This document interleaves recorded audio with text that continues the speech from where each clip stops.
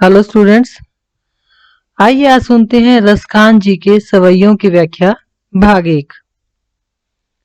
बच्चों, इसमें भी कवि ने सूरदास की भांति कृष्ण की भक्ति की है और कृष्ण पर जो है ना, रसखान जी का कृष्ण के प्रति अटूट प्रेम था और उसी का उन्होंने यहाँ पर वर्णन किया है। देखिए, पहले पद में कवि कहता है, मानुष हो तो वही रसखानी, बसों ब्रज गोकुल गांव के ग्वारन। कवि कहता है कि यदि मेरा पुनर्जन्म हो, यानी कि मैं दोबारा जन्म लूं और यदि मैं मनुष्य के रूप में जन्म लूं, तो रसखान जी कहते हैं कि मेरी इच्छा है कि मैं ब्रज के गोकुल गांव के ग्वालों के बीच में जाकर बस जाऊं। यानी कि यदि रसखान जी मनुष्य के रूप में दोबारा जन्म लेते हैं तो उनकी इच्छा है कि वो गोकुल के गांव में ग्वालों के रूप में रहना पसंद करेंगे। जो पशु हों तो कहा बस मेरो, चरो नित नंद की धेनु मंझारन। कि यदि मैं पशु के रूप में जन्म लूं तो फिर मैं बस यही कहता हूं कि मैं चरना मतलब जैसे जानवर घास खाते हैं उसको चरना बोलते हैं ना, कि हर रोज नंद की धेनु मतलब गाय और मंझारन मतलब बीच में, कि नंद बाबा की गायों के बीच में से एक गाय हो जाऊं और उनके बीच में रहकर ही जीवन बिताऊं या वहां पर रहकर उनकी उनकी तरह ही चारा खाऊं। पाहन हो यानी पत्थर बनूं तो वही गिरी को, जो धार्यो कर छत्र पुरंधर धारन। कवि कहता है कि यदि मैं पत्थर बनूं तो उसी पर्वत का हिस्सा बनूं जिस पर्वत को कृष्ण ने इंद्र का जो गर्व था, घमंड था, उसको तोड़ने के लिए अपनी उंगली पर धारण किया था। जो खग हो तो बसेरो करो, मिली कालिंदी कुल कदम्ब की डारन। कहता है और यदि मैं पंछी बनूं, खग मतलब पंछी बनूं, तो मेरा बसेरा कहाँ हो? कालिंदी होता है यमुना नदी, कुल मतलब किनारा, कदम्ब की डारन समझ गए, कदम्ब के पेड़ की डाली पर। यदि मैं पंछी बनूं तो मेरा बसेरा यमुना नदी के किनारे बने हुए पेड़ की डाली पर ही हो। समझ गए ना कि यदि मनुष्य बनूं तो ग्वाला बन जाऊं, पशु बनूं तो नंद की गाय बनूं, पत्थर बनूं तो उस पर्वत गोवर्धन पर्वत का हिस्सा बनूं, और यदि पंछी बनूं तो यमुना नदी के किनारे कदम के पेड़ पर मेरा बसेरा हो। या लकटी अरु कामरिया पर, राजती हूं पुर को तजी डारो। कहते हैं देखिए, जब कृष्ण गाय चराने जाते थे तो वो हाथ में लाठी लेकर जाते थे, यानी कि डंडा लेकर जाते थे और कंबल ओढ़कर जाते थे। तो कवि ये कहता है कि वो कृष्ण की जो लकुटी है, जो लाठी है, और उनका जो कंबल है, उनकी जो कंबलिया है, उसके पीछे मैं तीनों लोगों के राज को भी तजी डारो मतलब छोड़ दूं। कि यदि मुझे कृष्ण की वो लाठी और कंबल मिल जाए तो मैं तीनों लोगों का राजपाट भी त्याग सकता हूँ। आठहूं सिद्धि नव निधि को सुख, नंद की गाई चराई बिसारो। कि आठों सिद्धियों और नौ निधियों का सुख छोड़ दूं यदि मुझे नंद की गाय चराने को मिल जाए। बिसारो मतलब भुला दूं, कि सर्वस्व सुखों को भुलाकर मैं नंद की गाय चराना चाहता हूँ। रसखान कबो इन आंखन सो, ब्रज के बन बाग तड़ाग निहारो। रसखान जी कहते हैं कि कभी ऐसा हो कि उसकी इच्छा है कि मैं अपनी इन आंखों से ब्रज के जो वन है, यानी वन है, जो बाग बगीचे हैं, और तड़ाग मतलब जो तालाब हैं, उनको निहारो मतलब देखूं। कि मैं अपनी इन आंखों से कभी ब्रज के जो बाग बगीचे हैं, जो तालाब हैं, उनको देखूं। कोटिक रो कल धोत के धाम, करील के कुंजन ऊपर वारों। कहते हैं कोटिक मतलब करोड़ों, स्वर्णिम धाम सोने के जो महल हैं उनको भी मैं वो कुंज गलियों के जो करील फल हैं उनके पीछे छोड़ दूंगा, त्याग दूंगा।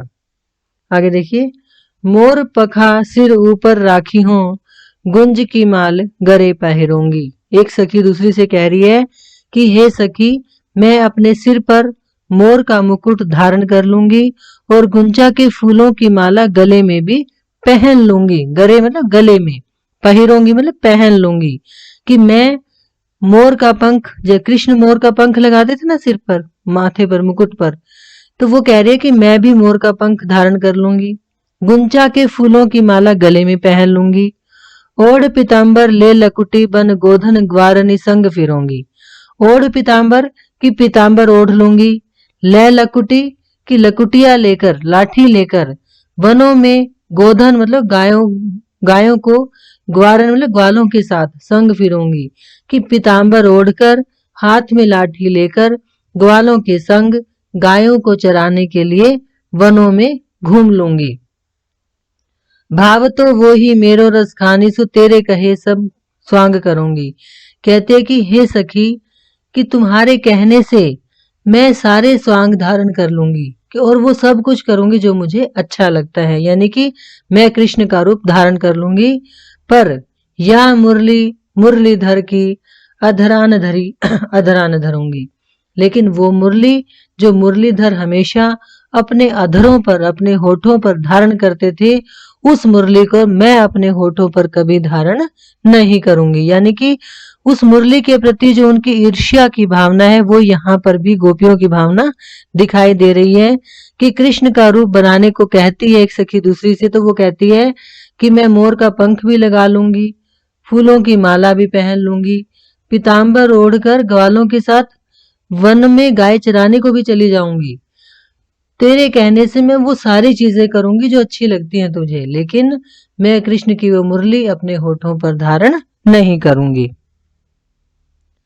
कान भय बस बांसुरी के, अब कौन सखी हमको चाहिए। सखी एक दूसरे से कह रही हैं कि हे सखी, अब तो कृष्ण मुरली के वश में हो गए हैं, अब हमें कौन चाहता है। कि अब तो कृष्ण मुरली को चाहते हैं, हमें कोई नहीं चाहता।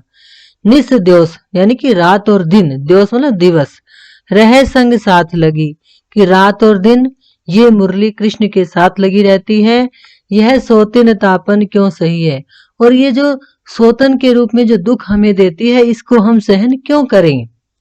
जिन मोही लिया मन मोहन को, कि जिस मुरली ने कृष्ण को मोहित कर लिया, रस खान सदा हमको दही। रस खान जी कहते हैं कि गोपियां कहती हैं जिस मुरली ने कृष्ण को मोहित कर लिया, वो मुरली हमें सदा दही है मतलब जलाती है, ईर्ष्या की अग्नि में जलाती रहती है। मिले आओ सबे सखी भाग चले, अब तो ब्रज में बांसुरी रही है। समझ ही गए आप कि हे सखियों, चलो अब हम लौट चलते हैं, क्योंकि अब तो ब्रज में केवल बांसुरी ही रहेगी। आगे देखिए, लोक की लाज तजी तब ही, जब देखियो सखी ब्रज चंद सलोनो। सलोनो मतलब सुंदर, ब्रज चंद मतलब ब्रज का चंद्रमा यानी कृष्ण। सखियां कहती हैं कि जब हमने ब्रज के चंद्रमा यानी कृष्ण के सौंदर्य को देखा, तो हमने लोक लाज को त्याग दिया। खंजन मीन सरोजन की छवि, गंजन नैन लला दिन होनो। कि खंजन पक्षी, मछली और कमल के सौंदर्य को भी उसके जो लाल रंग के नेत्र हैं, उस छोटी उम्र के जो कृष्ण है, ललादिन होनो मतलब छोटी उम्र का जो बालक है, उसके जो नेत्र हैं वो इतने सुंदर हैं कि उसके सामने खंजन पक्षी, मछली और कमल के फूल भी हार जाते हैं। रस खाने निहार सके जो समारी के, को तिय है वह रूप सुठोनो। तिय मतलब स्त्री।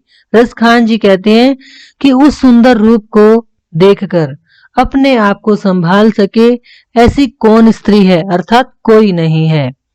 मोह कमान सो को सब बेंधत, प्राणनी नंद को छोनो। नंद को छोनो मतलब नंद का बेटा।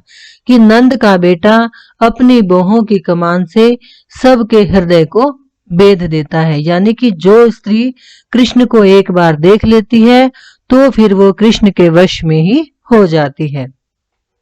आगे देखिए, धूल भरे अति शोभित श्याम। कि धूल से सने हुए जो कृष्ण हैं वो सुंदर लग रहे हैं। जो तैसी बनी सिर सुंदर चोटी। और वैसे ही जो ये बाल कृष्ण का चित्रण है कि धूल से भरे हुए शरीर पर कृष्ण के धूल लगी हुई है, वो मतलब मिट्टी में खेल रहे हैं, तो कृष्ण के शरीर पर धूल लगी हुई है, वो बड़ी सुंदर लग रही है। और वैसे ही उनकी चोटी भी बहुत सुंदर बनी हुई है। डोलत खात फिरे अंगना। कि वो अपने आंगन में कुछ खाते हुए डोल रहे हैं, घूम रहे हैं। पग पैंजनी बाजती, पाँव में पायल बजती है। पीली कछोटी, उन्होंने पीली धोती पहन रखी है। यानी कि पीली धोती पहने हुए, पैरों में पायल पहने हुए कृष्ण कुछ खाते हुए अपने आंगन में घूम रहे हैं और उनकी पायल बज रही है। वाह छवि को रस खाने बिलोकत, भारत काम कला निज कोटि।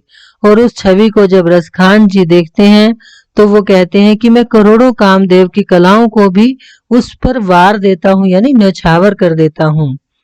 काग के भाग बड़े सजनी, हरि हाथ सो ले गयो माखन रोटी। और कवि कहते हैं कि हमसे अच्छे भाग तो कौवे के हैं, काग के हैं, जो कृष्ण के हाथ से माखन और रोटी लेकर चला गया। यानी कि कृष्ण जब आंगन में माखन रोटी खा रहे थे तो एक कौवा आया और उनके हाथ से वो रोटी उठाकर छीन कर ले गया। तो कवि कहता है कि ऐसे तो कौवे के भाग ही हमसे ज्यादा बड़े हैं, वो ज्यादा सौभाग्यशाली है क्योंकि उसको कृष्ण के हाथ की रोटी खाने को मिल गई है। आगे देखिए, सोहत है चंदवा सिर मोर के, जैसी सुंदर पाग कसी है। कि कृष्ण के सिर पर मोर का मुकुट इतना सुंदर लग रहा है जैसे कि उन्होंने सुंदर पगड़ी पहन रखी है। तैसी ये गोरज भाल विराजती, जैसे ही ये बनमाल लसी है। कि वैसे ही उनके माथे पर गोरज मतलब चंदन का तिलक लगा हुआ है, भाल मतलब माथा, और विराजते मतलब सुंदर लग रहा है, विराजमान है। कि कृष्ण के माथे पर चंदन का तिलक विराजमान है, जैसे ही ये बनमाल लसी है, और वैसे ही उन्होंने अपने हृदय पर बनमाल मतलब फूलों की माला पहनी हुई है। रसखान बिलोकत बौरी भई। कि रसखान जी कहते हैं कृष्ण को देखते हुए जो गोपियां हैं वो बोरा गई हैं, बावली हो गई हैं। दृग मूंदी के यानी आंखों को मूंद कर ग्वाली पुकारी हंसी हैं। कि ग्वालों को पुकारती हैं और हंसती हैं।